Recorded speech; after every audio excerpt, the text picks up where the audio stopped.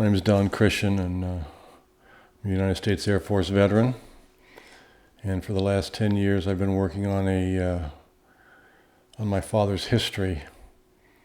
I didn't know until after he passed away that my father had been in World War I. So I'm starting a series where I'm tracking my father's history, both from a personal level and what he did in the war, both before and the run-up to 1917 when he enlisted, and then through what he did, and then coming out of it in 1919, coming back in May of 1919. So this first segment I'm going to talk about, I'm just going to give you a little bit of a breakdown of who my dad was. So he was born in Texas in 1896. He had twin sisters and a brother. His mother was a cook on the stagecoach lines, like in 1880 and 1890. His father worked in the lumber, in the lumber industry, and was involved with, I guess, moving it by a train. And when he wasn't doing that, he was a gambler on the riverboats in Louisiana. He was killed in a train accident, and so my father, his brother, and sisters in 1907 leave Texas, go to Nevada. They end up in Elko, Nevada. And about that time, a fledgling company called the Western Pacific Railroad is making its way west.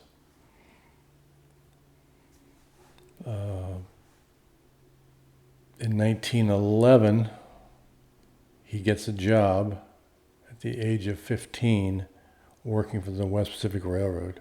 Starts off as a laborer and works through different aspects of it. And that's a whole nother historical documentary that I'm going to produce, because I have a ton of information about the early history of the West Pacific Railroad, even an interview with my father where he talks about that. So the run-up to World War I in 1917, in my father's archives, there are documents that he writes to the main office in Oakland saying, "Hey, the war has started. I'd like to do my part. Can you hold my job? No guarantee I'll be back in 2 years." And they said, "No, we can't, but if you survive, you come back and rehire." So at that point, I'm going to run through some details here of a timeline. So on March 12th of 1917, my dad resigns his position with the West Pacific Railroad, and he travels to Sacramento, and he meets with a Mr. A.H. Powell, at the time the General Master Mechanic for the West Pacific Railroad. He asks for his job to be retained while he's in the service. The company can't promise him anything, but assures him he'll have a job when he returns from the Army. March 15th through May 30th, my dad spends time at his parents' home in Sparks, Nevada, waiting for his unit to start the recruiting process. At that time, it was the 8th Reserve Engineers.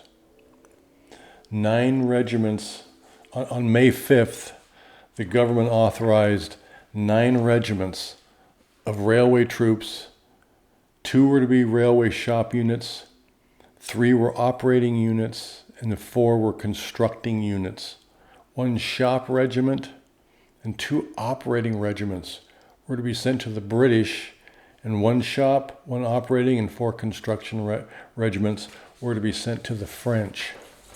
So this is the national perspective as the early legwork is being done.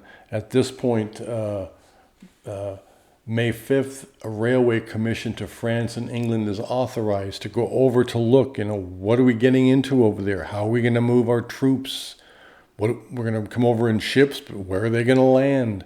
How are we going to unload? How are we going to get to the front? What's the path? What's the path to victory? On May 14th, 1917, the Joffrey Baker, Secretary of War, the agreement was signed and it covered 3 points. An expeditionary force would be sent to France shortly after June 1st and would number from 16 to 20,000 combatants. General Pershing was named head of the American Expeditionary Force. Training to begin in America would be completed in France.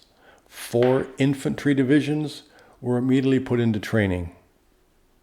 As soon as possible, the United States would send 50,000 men belonging to technical units, auto repair, railroad, medical, quartermaster, lumber, and forestry. These were the main infrastructures that had to go into place before we could begin to send our troops over. On May 18th of 1917, the Engineer Department of the AEF has its beginning. On the 25th, the Chief of Staff, the Chief Engineer, and the Quartermaster that France is going to be their theater of operations. These are just the protocols as they lay the groundwork to move into war. May 28th, General Pershing and his staff leave New York for France. On the 30th, my father leaves travels to San Francisco from Sparks, Nevada.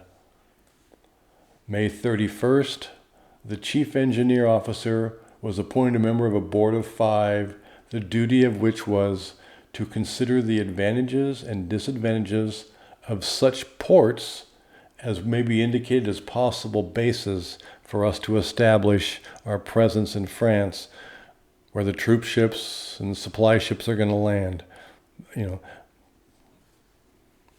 May 31st, my father enlists in the U.S. Army in San Francisco.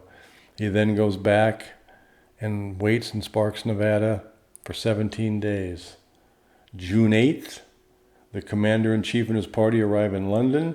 June 10th, they leave London and go to Paris, and they arrange to go look at all the ports up and down France off the Garonne River.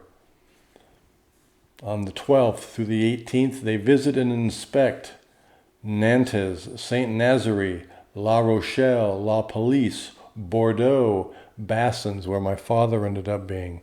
This is the whole story I'm going to tell, is about them building a massive dock structure, railroad tracks, supply sheds, a 6-mile loop to an inner supply place.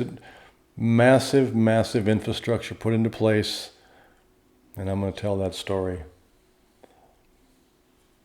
So they decide which ports they're going to build. Some they have to reinforce, some they just have to build new, such as Bassins, and we'll get into that in another one of my clips here. I'm just giving you a line of timeline here. So on June 17th, my father arrives at Camp Lewis. So June 17th, in Camp Lewis in Tacoma, all these 1,200 and some odd men are arriving. There's no barracks. They're sleeping in tents, and I'm going to be showing you that in the pictures of what it was like to be in training, June and July.